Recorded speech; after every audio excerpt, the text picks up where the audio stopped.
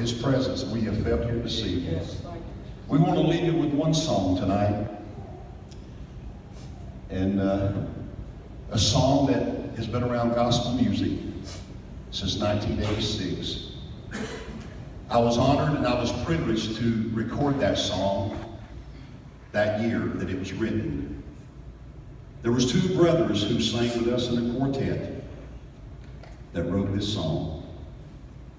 One of those guys was a part of this group up until about 8 months ago, the guy who wrote it. And then that's when we hired Martin to come with us. And we know it was a God-ordained thing that he came with us to sing. The gentleman that wrote that song was with us last night, and he sang it there with us. Very dear friend of mine. I just sang at his mom's funeral just a few weeks ago. Great people. Little did they know, and I'll just share briefly just a little bit of the story if you've never heard the story behind the song Midnight Cry, but little did they know the impact that this song would have literally around the world. That's right. You see, these two brothers, Greg and Chuck Day, they were brand new Christians. They had only been saved 1 month. And they had never written a gospel song. Wow. They were brand new Christians. Greg was an alcoholic. I've heard him share his testimony many times that he was staying in the alcoholic haze all the time. His brother was a cocaine addict. I mean, it was unreal what it was costing him a day to feed that cocaine habit. But isn't it amazing what the blood of Jesus Yes, can sir. do? Amen. And that morning they sat in their mom's church down in South Georgia. Their mom invited them to come and be a part of that special revival that was starting that day. Glory to God. The gentleman who started the revival that Sunday morning, that was the first time he had preached in 40 days. He had been on a 40-day fast. Nothing but bread and water.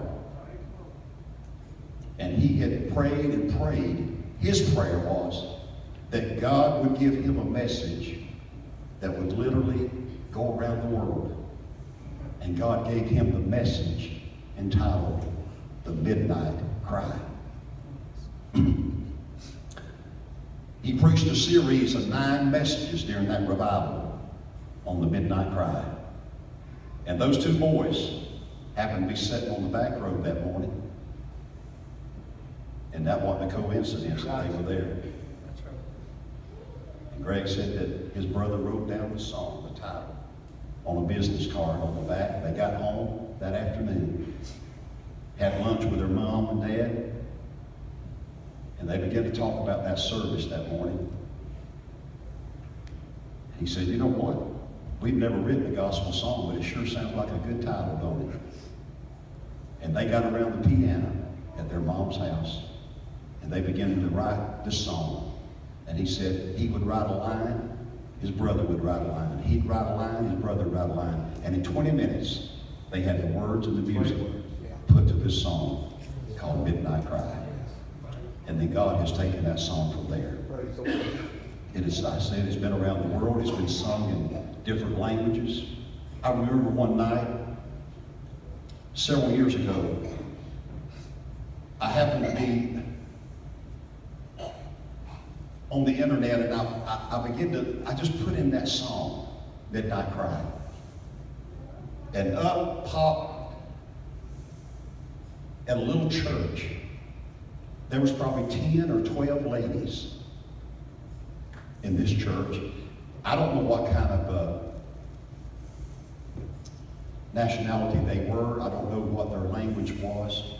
It was a different language. But these ladies were just around a piano in this little church. And they were singing the song, Midnight Cry, in their native tongue. Yeah. And I tell you what, church, it sounded like angels. I have never in my life heard anything like this in my life. those voices being lifted. So see, God's used that song even in other countries around the world. And we've heard all our life that He's coming again. He's coming. Brother Mike, I know you've had to preach on it here many, many times. But isn't it sad tonight that there's still a lot of people right here just in Crossville, Tennessee, That's right. that does not know Jesus. And if He was to come back tonight, they would be left behind. Amen. Amen. I know I got family, and I got friends too, that if Jesus split the clouds of glory tonight, they're not ready to go. Bye-bye. And it's sad. Yes. You can't force somebody to come to No. Jesus. No.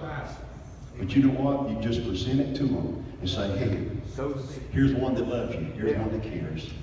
But let me tell you something. That's a promise He put in His word. He said, I will come again. And I will receive you unto myself, that where I am, there you may be also.